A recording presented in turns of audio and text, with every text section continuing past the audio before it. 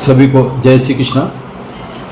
जब हम ज्योतिष शास्त्र की चर्चा करते हैं, ज्योतिष में रुचि रखते हैं और यदि किसी जन्म पत्रिका का हम अध्ययन करने जा रहे हैं तो इन 9 ग्रहों के कारक तत्व और इनकी थोड़ा डीपली अध्ययन भी होना आवश्यक है। बुध ग्रह के क्या क्या प्रभाव जीवन में हो सकते हैं और किस तरह से आपका जीवन प्रभावित करेगा बुध ग्रह को हम वैसे ग्रहों का राजकुमार मानते हैं। ग्रहों का राजकुमार बुध ये पृथ्वी से छोटा है और चंद्रमा से बड़ा है, साथ ही ये सूर्य के अत्यंत निकट माना गया है। अधिक विलंब न करते हुए आज हम बुध के बारे में चर्चा करेंगे। मैं ओम प्रकाश शर्मा, सभी का हार्दिक स्वागत, अभिनंदन। बुध ग्रह 2 राशियों का स्वामित्व रखता है। बुध ग्रह मिथुन और कन्या राशि का ये स्वामी माना गया है। बुध ग्रह 15 अंश तक उच्च का और 15 अंश तक नीच का माना जाता है। तो ये कन्या राशि में स्वग्रही होने के साथ ही साथ ये उच्च का भी कन्या राशि में माना जाता है 15 डिग्री का, और मीन राशि में यह नीच का हो जाता है। इसलिए इस बुध के और बुध एक राशि को जब बुध ग्रह है, सबका परिभ्रमण काल अलग अलग माना है। बुध लगभग 18 दिनों तक एक राशि में रहता है और 18 दिन बाद दूसरी राशि में परिवर्तन हो जाता है, यानी कि गोचर। जैसे अभी वर्तमान समय में बुध ग्रह सिंह राशि में गोचर कर रहा है और लगभग जब इसके 18 दिन लगभग पूरे हो जाएंगे तब ये नेक्स्ट अपनी ही राशि में आ जाएगा। तो इसका जो भ्रमण काल है, एक राशि पर 18 दिन का भ्रमण काल माना गया है लगभग। और ये बुध ग्रह जो है, ये इसके कारक तत्व जो है, ये बुध ग्रह से हम सीखने और सिखाने की कला इसी से प्रभावित होती है। व्यापार की दृष्टि से देखा जाए तो बुध ग्रह का व्यापार में बहुत अहम स्थान रखा गया है। इसके बिना, बुध के बिना एक कुशल व्यापारी नहीं हो सकता है। यदि हम ज्योतिष शास्त्र की बात करते हैं तो ज्योतिष शास्त्र में जो ज्ञान होता है वो ज्ञान बुध के बिना नहीं मिल सकता है। अतः जिसकी जन्म पत्रिका में बुध बलवान स्थिति में होगा और वो व्यापारी है तो वो व्यापार में अच्छा धन कमा सकता है। ठीक इसके साथ ही बुध ग्रह अच्छी अवस्था में है और ज्योतिषी का कार्य करते हैं। तो कुशल ज्योतिषी कब बनता है? जब बुध उसकी जन्म पत्रिका में अच्छी स्थिति में हो। जैसे फॉर एग्जांपल, यदि वृश्चिक लग्न की हम जन्म पत्रिका की बात करते हैं तो ये 8वें स्थान पर अपनी ही राशि में स्थित होता है। अपनी ही राशि में 8वें स्थान पर, यानी कि मिथुन राशि में जब बुध ग्रह स्थित होगा तो ऐसे में ऐसा जातक ज्योतिष शास्त्र में रुचि तो रखता ही है और साथ ही इसका ज्योतिष शास्त्र में अच्छा दबदबा रहता है। ये ज्योतिष शास्त्र में अच्छा माहिर हो सकता है। जब भी आप किसी की जन्म पत्रिका अध्ययन करने जा रहे हैं और उसकी किस कार्य में रुचि है तो उसमें इसका बुध का अहम स्थान माना गया है। बुध के बिना हम जन्म पत्रिका में थोड़ा अधूरापन महसूस कर सकते हैं।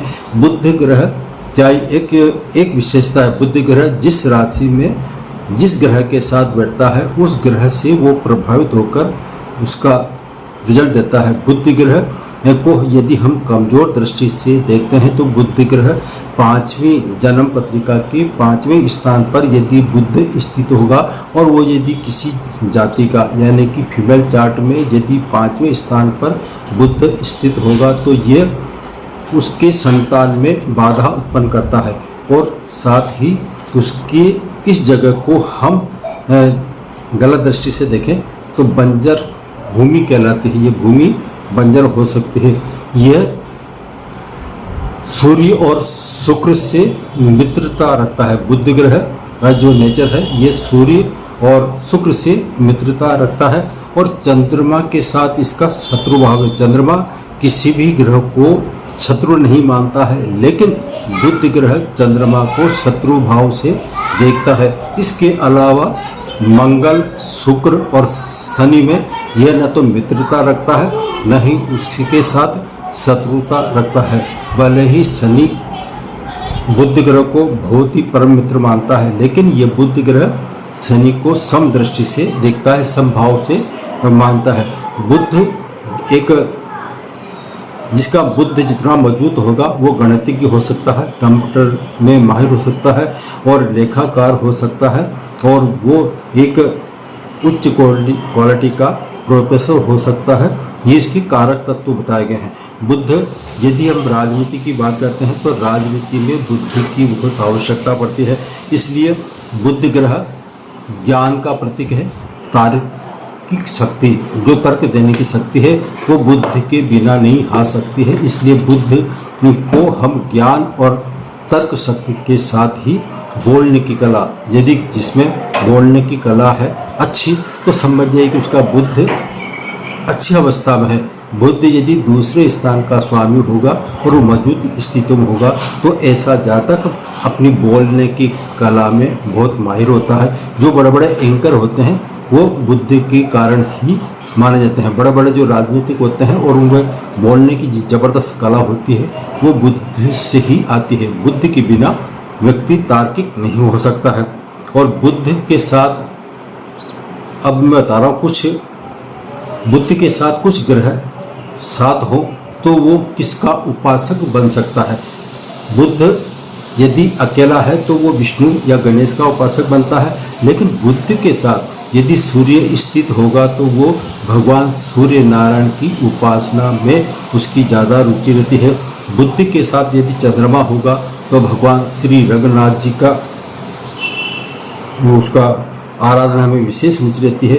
बुद्ध के साथ चंद्रमा होने पर ऐसा जातक विष्णु के जो भी रूप हैं उन रूपों पर उसकी बहुत परम श्रद्धा रहती है, आराधना रहती है। बुद्ध के साथ यदि मंगल स्थित होगा, यदि बुद्ध और मंगल साथ में हो और यदि वो आराधना की बात की जाए कि इसका इष्ट देव कौन हो सकता है, तो ऐसे जातक का जो इष्ट है या यूँ कहें कि उसकी भगवान में जो ज़्यादा आराधना के प्रति रुचि रहती है वो नरसिंह भगवान के रूप में उसकी ज़्यादा आस्था रहती है। बुद्ध के साथ यदि शनि होगा तो ऐसे में हम कह सकते हैं कि ये भगवान श्री हनुमान जी का परम भक्त माना जाएगा।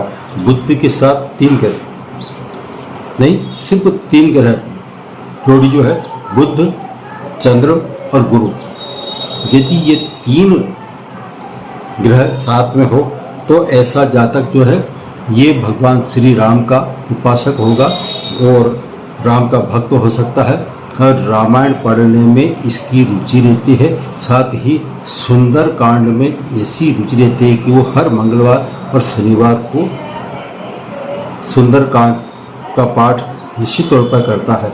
जब उसे को यदि कोई परेशानी आता है तो वो सीधा हनुमान जी की शरण में जाता है और श्री हनुमान चालीसा या हनुमान से सुंदरकांड, हनुमान से संबंधित बजरंग बाण वगैरह जो भी है सब उस पर उसकी रुचि देखी गई है। तो ये तो हुई उसकी आराधना और रुचि के संबंध में। अब बात करते हैं ये क्या क्या रोजगार दे सकता है। बुध ग्रह यदि हम कैरियर की दृष्टि से देखते हैं तो बुध ग्रह ऐसे जातक को लेखाकार, अकाउंटेंट बना सकता है और गणितज्ञ बनाता है। गणित में बहुत अच्छी रुचि थी, कंप्यूटर माइंड हो सकता है उसका। और मीडिया के क्षेत्र में ऐसा व्यक्ति बहुत सफल होता है। कंप्यूटर से संबंधित जितने भी कार्य हैं वो बुद्ध से प्रभावित होते हैं। बुद्ध के कारण ही कंप्यूटर में रुचि होती है और रिपोर्टर बनता है, ज्योतिषी बनता है और प्रोफेशनल कार्य में वो बहुत माहिर होता है। मंगल के साथ यदि बुध अशुभ दृष्टि में हो, या तो युति हो या फिर इसके मध्य में हो या फिर किसी भी तरह से प्रभावित हो, तो मंगल के अशुभ संबंध होने के कारण बुध और मंगल जन्म कुंडली में साथ में स्थान पर हो और यदि वो अशुभ स्थिति में हो, जैसे युति हो या इनकी दृष्टि हो या फिर इनके मध्य पाप करती योग बनता हो, तो ऐसे में ऐसे जातक का वैवाहिक जीवन थोड़ा प्रभावित हो सकता है।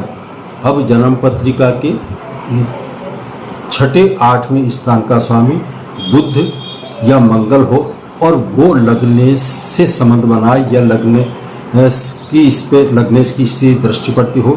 जैसे फॉर एग्जाम्पल वृश्चिक लग्न हुआ तो वृश्चिक लग्न के अनुसार छठे स्थान का स्वामी भी मंगल होगा। तो यह मंगल सातवें स्थान पर स्थित हो जाए तो ऐसे दाम्पत्य जीवन उसका प्रभावित होगा। और सातवें स्थान पर होता है, वृश्चिक लग्न की बात कर रहे हैं तो लग्नेश हुआ मंगल, और सातवें स्थान पर जो राशि आएगी वो आएगी 2 यानी कि शुक्र राशि।